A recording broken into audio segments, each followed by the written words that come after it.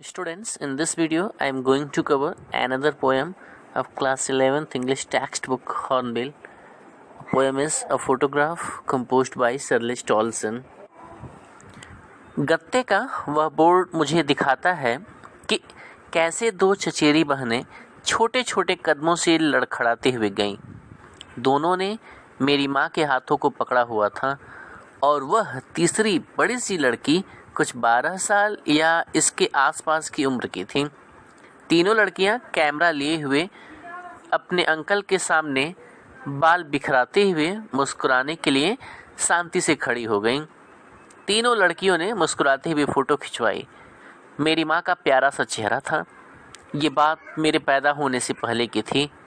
समुद्र, जो कि कम बदला हुआ लगता है, उनके बहुत ज़्यादा कमज़ोर पैरों को धो दिया। कवि अपनी माँ की एक फ़ोटो के बारे में बताता है जिसमें उसकी माँ 3 लड़कियों के साथ समुद्र तट पर खड़ी है और समुद्र की लहरें उनके पैरों को भिगो रही है। समुद्र तट पर फ़ोटो खिंचवाने के कुछ 20-30 सालों के बाद माँ फ़ोटो देखकर हंसेगी और कहेगी, बैटी और डॉली को देखो, देखो कैसे उन्होंने समुद्र तट पर जाने के लिए हमें तैयार किया था। समुद्र तट पर बिताई हुई छुट्टियां माँ का अतीत था और उसकी हंसी मेरा अतीत है।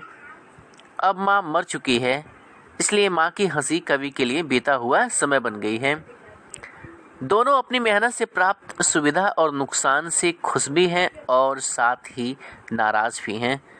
अब उसको मरे हुए उतने ही साल हो गए हैं जितने वह लड़की जीवित रही। इस स्थिति के बारे में कहने के लिए कुछ भी नहीं बचा है। इसकी खामोशी मुझे चुप करवा देती है। समय के साथ साथ हर जख्म पुराना हो जाता है। कभी भी फ़ोटो देखकर उस फ़ोटो में छाई हुई चुप्पी को महसूस करके चुप हो जाता है। स्टूडेंट